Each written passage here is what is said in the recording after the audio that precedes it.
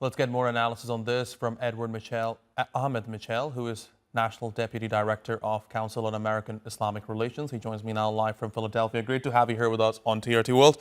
We'll come to the ceasefire agreement and tensions at the Israeli-Lebanese border. But first, I want to address the shocking comments made by U.S. President Donald Trump about Gaza. He says, quote unquote, clean out the whole thing. I think there's a word that could describe what he has said.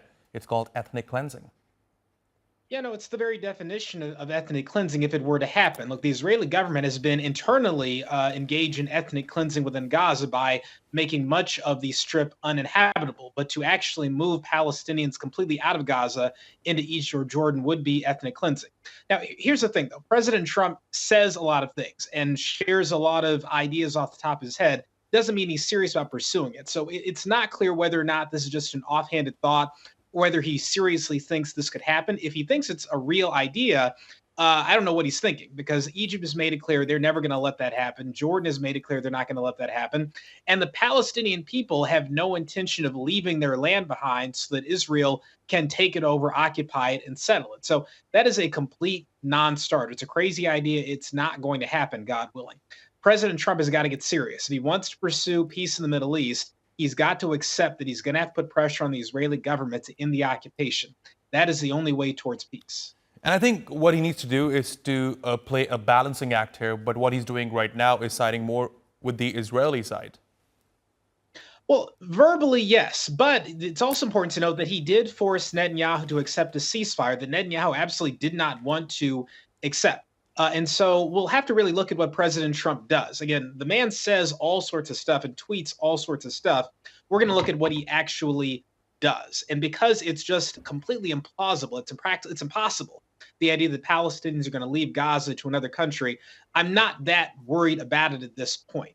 It's just not plausible for it to occur. What does concern me is that statements like this give the Israeli government the feeling that, oh, well, we've got a blank check. If this is what's on President Trump's mind, we can do whatever we want to get away with it. And that would be very dangerous, because clearly they cannot be trusted to uphold agreements. Clearly, they want to kill as many people as they can get away with. And when the United States is not going to hold their feet to the fire, you see people getting killed, like what happened in Lebanon today. And Edward, what do you make of this extension of the Lebanon-Israel ceasefire agreement? Well, look, it's up to the governments to decide what they want to do. But as an outsider, I would say it's ridiculous. The Israeli government pledged to pull out of southern Lebanon, which they are illegally occupying by today. They murdered at least 20 people, including a Lebanese soldier, without any cause whatsoever. Can you imagine if the Lebanese army had killed 22 Israeli civilians and an Israeli soldier? A new war would break out. And so it just goes to show you the problem that we have in the Middle East is that Muslim Arab countries are divided. They're economically, financially, militarily weak, dependent on Western nations. And that leaves the Israelis to do whatever they want when they want. It's just not an acceptable long-term status quo. And so it's a shame that the Israeli government will continue to occupy southern Lebanon. It's wrong. It has to stop, and it should have stopped today. Right. And Edward, if you look at the entire region, we are seeing Israel expanding its occupation, not just in Palestine, but also in Syria and now in Lebanon. So what do you think is Israel's end game here? Well, look, I would say pride comes before the fall. I think the Israeli government feels they can do whatever they want because of the technological superiority they have as a result of American support.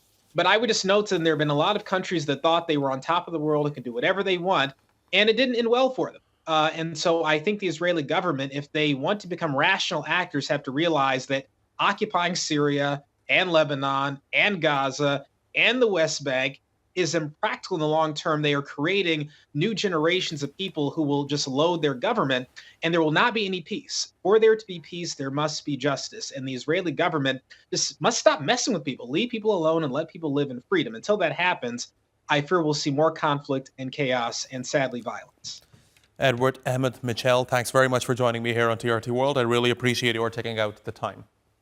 Thank you.